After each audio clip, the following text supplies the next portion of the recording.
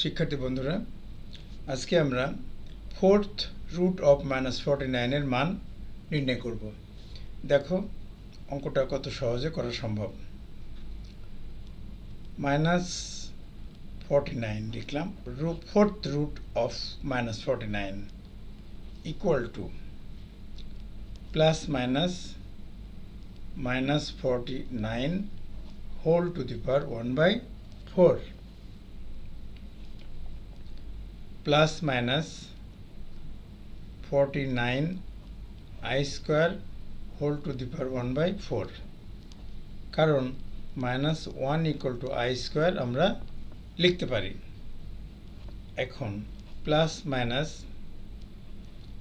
আবার লিখতে পারি, ভিতরে plus minus 7i whole square whole to the power 1/4।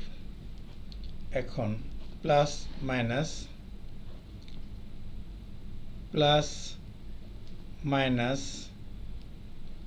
7i whole to the power half. এটাকে এখন আমরা এভাবে লিখি, রুট প্লাস মাইনাস 7i। এবার রুটের ভিতর থেকে রুট 7টাকে বাইরে নিয়ে নিলাম, তাহলে ভিতরে থাকে প্লাস মাইনাস i। এখন root 7 into root of plus minus twice i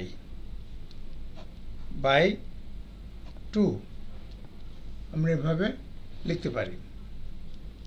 এখন plus minus root 7 by root 2, বাকিটা লিখে নিলাম প্লাস মাইনাস 2i। এখন plus minus root 7 by root 2, রুটের ভিতরে লিখে নিলাম 1 plus minus twice i minus 1 plus minus root 7 by root 2, রুটের ভিতরে লিখলাম 1 plus minus twice i plus i square, কারণ হলো -1 ইকুয়াল টু i স্কোয়ার।